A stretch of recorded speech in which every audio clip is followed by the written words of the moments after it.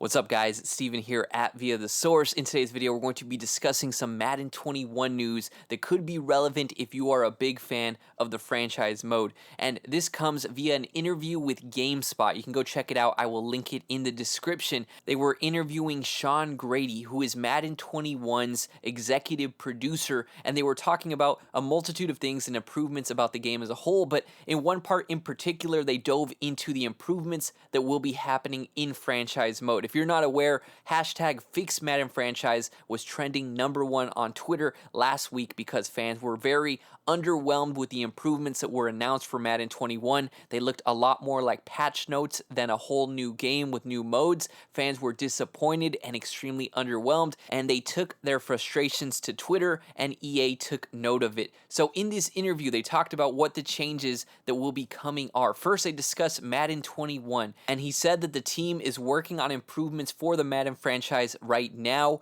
and he said as we get closer to release, fans will be able to see these improvements, and he says that they're going to be implementing kind of a live service sort of format, which means patches that will add improvements to the game. But to me, what stood out as more interesting was when he talked about the roadmap. He said there is a roadmap that is coming for Madden 22 and Madden's Beyond that will be detailing the improvements that will be coming in those future years. So that is huge because Madden 21 hasn't even come out, and he's already talking about Madden 22. He said this will be coming out in the next few weeks. So to add my input to all of this, if we want to talk about the positives, the first positive I will say is that I really liked Seann Graddy and how he was speaking. He spoke with a lot of transparency, and I'm hoping he could serve as sort of a bridge between the gamers and between EA, and that is a role that they have severely needed when you consider Clint Oldenburg, who at times has rubbed off as either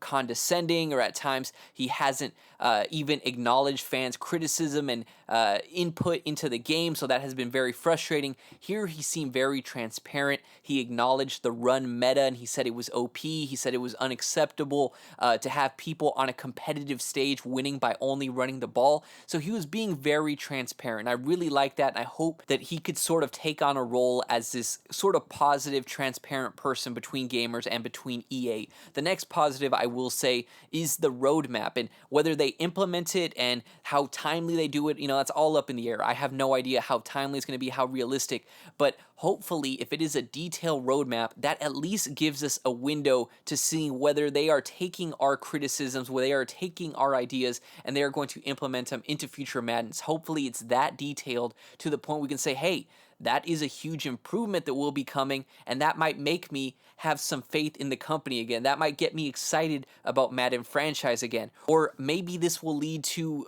fans getting more of a voice about modes being added. Maybe fans can look at this roadmap and say, hey, I don't see anything mentioning blank, blank, blank, and I think blank, blank, blank would be a huge addition. So hopefully the announcement of this roadmap is very detailed in the sense of we know what will be added. But again, the huge issue will be whether we can trust EA to implement this. And this will get into my first negative. EA has had a very poor track record when it comes to having these roadmaps or having these live service games and how well they do it. And I think back about Battlefield 5, who was, DICE's Battlefield game. DICE is owned by EA.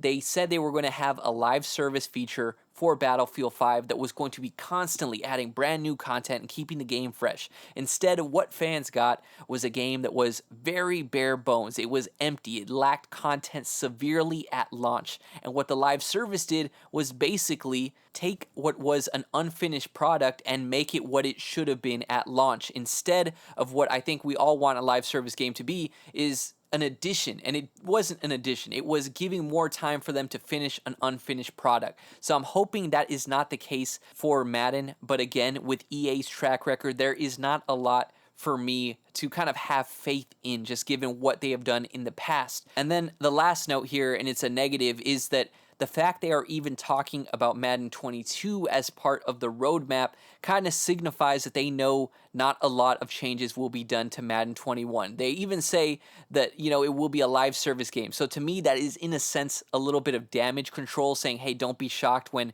Madden 21 doesn't have any new improvements. We're going to add in a patch later. It's kind of damage control in my eyes. And in the interview, he also mentioned that the team with the coronavirus hasn't been together. They haven't been able to really work as a group, and they've been all working from home. So I imagine that makes it even tougher for them to kind of implement a massive new change. So I don't expect the changes that will be added in patches to Madden 21 to be significant.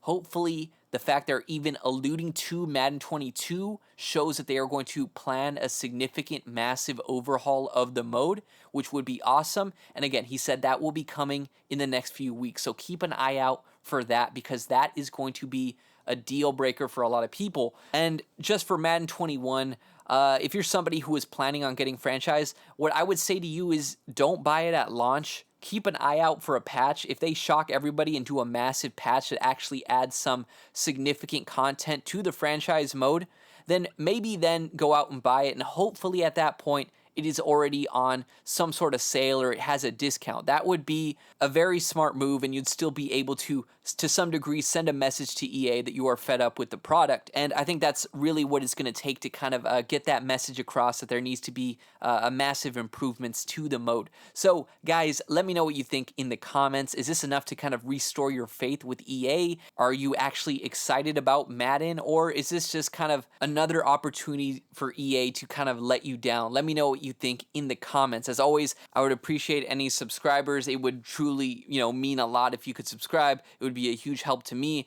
If you want to follow me on Twitter, that is at ShadySteven, and also at Via the Source. That's where I do an NFL podcast where I talk about the NFL, and I also talk in depth about the Miami Dolphins. I'm able to go to a few of their home games, get some locker room access, and to talk to some of the guys there. So if you're interested in that, or if you're a Dolphins fan, go check it out. That is at Via the Source on the Apple Podcast app, as well as on Spotify.